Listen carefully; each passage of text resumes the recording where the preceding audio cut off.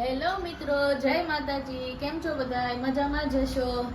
તો આજે મારો ફર્સ્ટ વિલોગ છે, તો બધા જરૂરથી સાથ દેજો મને અને સબસ્ક્રાઇબ મારી ચેનલને કરજો, લાઈક કરજો, કોમેન્ટ કરજો. અને આજનું હું તમને લોકેશન પહેલા દેખાડું. તમે જરૂરથી કોમેન્ટ કરીને કહેજો કે અમે ક્યાં રહી છીએ. તમને લોકેશન દેખાડું. ચલો.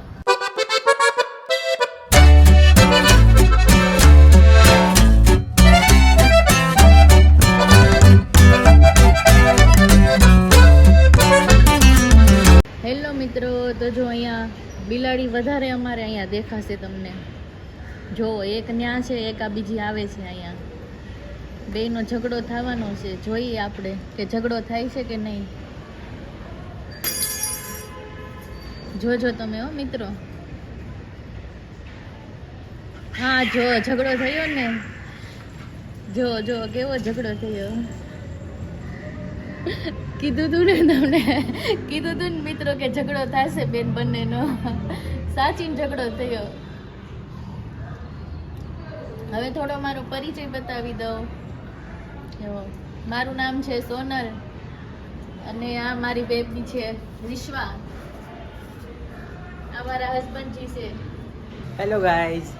જય માતાજી. જય માતાજી. અમે એક શોર્ટ વિડીયો પણ બનાવી છે. શોર્ટ વિડીયોની પણ અમારે ચેનલ છે, તો હું એક ડિસ્ક્રિપ્શનમાં તમને લિંક પણ મોકલી દઈશ, તો જરૂરથી જોઈ લેજો. તો આજે મને એવું લાગ્યું કે મારે આજે મીઠાઈથી ચાલુ કરવું છે, તો હું શું બનાવું છું ને તમે જરૂરથી લાસ્ટમાં જોજો. ચલો મિત્રો, બનાવીએ, સ્ટાર્ટ કરીએ. તો ચલો મિત્રો, હું તમને બતાવું કે આજે શું બનાવીએ છીએ.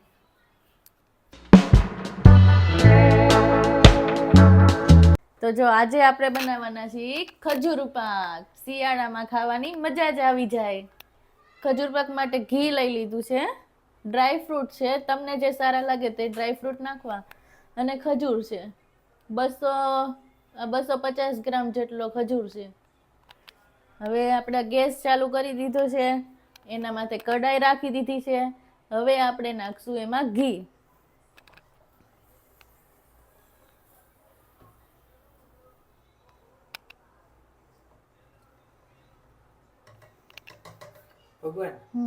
તો હવે આપણે નાખી દઈએ ઘી. આ ઘી છે ને પેલા ખાલી આપણે ડ્રાય ફ્રૂટ સાતળવા માટે નાખી દઈએ.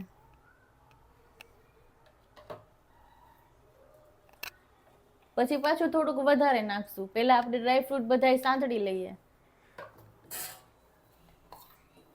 એના માટે કાજુ, બદામ અને પિસ્તા લીધા છે. ખસખસ પણ તમારે નાખવા હોય તો નાખી શકો, તો વધારે સારું લાગે.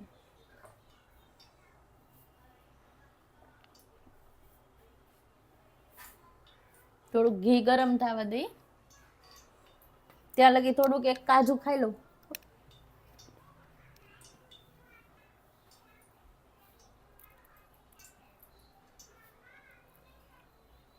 ચલો, તો આપણું ઘી ગરમ થઈ ગયું છે. હવે આ નાખી દઉં છું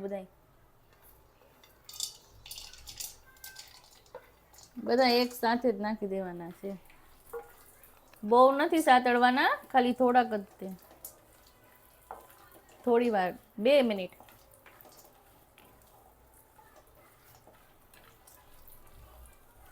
તમારે આમનમ નાખવા હોય ને તો આમનમ નાખી શકો, પણ આ વધારે સારા લાગે છે.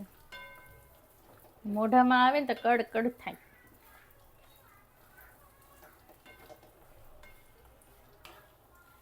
પછી બહુ વધારે શેકી નાખશો ને તો દાંત તૂટી જાય, એટલે મીડિયમ જ શેકવાના છે.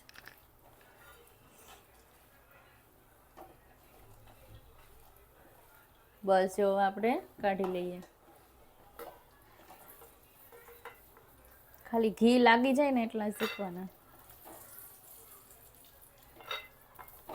જો સરસ શેકાઈ ગયા છે. હવે ગેસને એકદમ સ્લો કરી દેવાનો છે.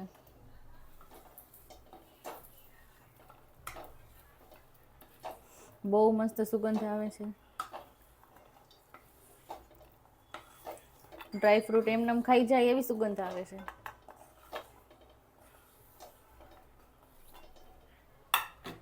હવે થોડુંક ઘી પાછું આપણે નાખી દઈશું. પાછું 1 ચમચી જેટલું ઘી નાખી દઈએ. બહુ વધારે ઘી થઈ જાય ને તો પછી ખજૂર પાક થોડોક નરમ થાય, એટલે બહુ જાજુ નહીં નાખવાનું. એકદમ સ્લો ગેસ રાખ્યો છે. આ ખજૂરના મેં પહેલેથી જ તે કટકા કરીને રાખ્યા હતા, કેમ કે બહુ વાર લાગે ને ઠળિયા કાઢવાના, પછી ખજૂરના કટકા કરવાના. હવે ઘી ગરમ થઈ ગયું છે, આપણે ખજૂર નાખી દઈએ.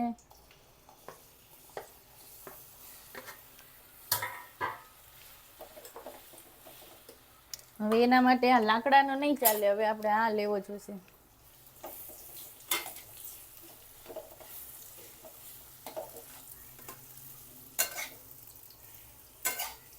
સરખી રીતના એને હલાવી લઈએ.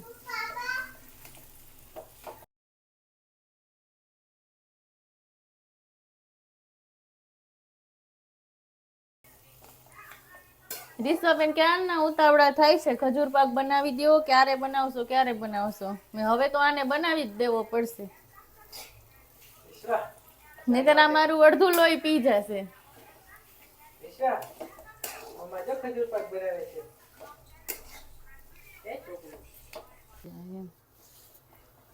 જો મિત્રો આપણો આ થઈ ગયો છે. આ હવે ગેસ આપણે બંધ કરી દઈએ અને એમાં હવે આપણે ડ્રાય ફ્રૂટ નાખી દઈએ.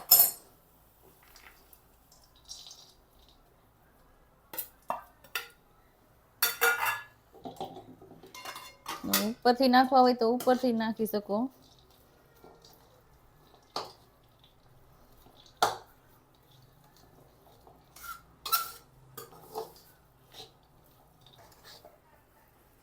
જો સારી રીતના હવે મિક્સ થઈ ગયા છે ડ્રાય ફ્રૂટ.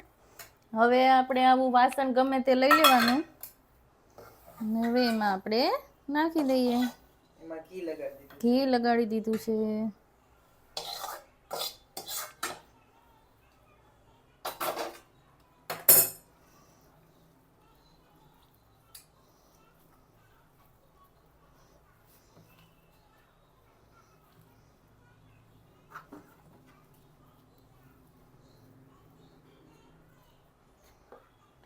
હવે આનો વારો આવ્યો પાછો.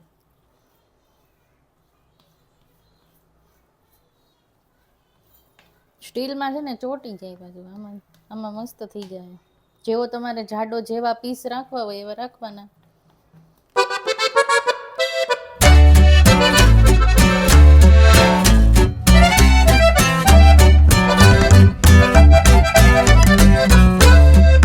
અમારો ખજૂર પાક તૈયાર છે. આ ખજૂર પાક તૈયાર છે. હવે આપણે એને પીસ પાડી લઈએ.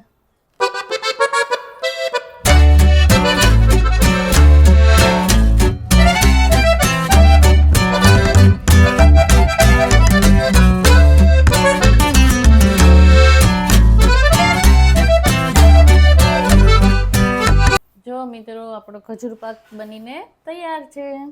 તો અમારો વિડીયો તમને સારો લાગ્યો હોય તો લાઈક કરજો, કોમેન્ટ કરજો અને સબસ્ક્રાઈબ કરજો.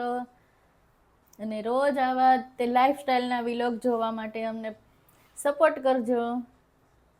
તો હવે કાલના વિલોગમાં મળશું. Bye bye. જય માતાજી.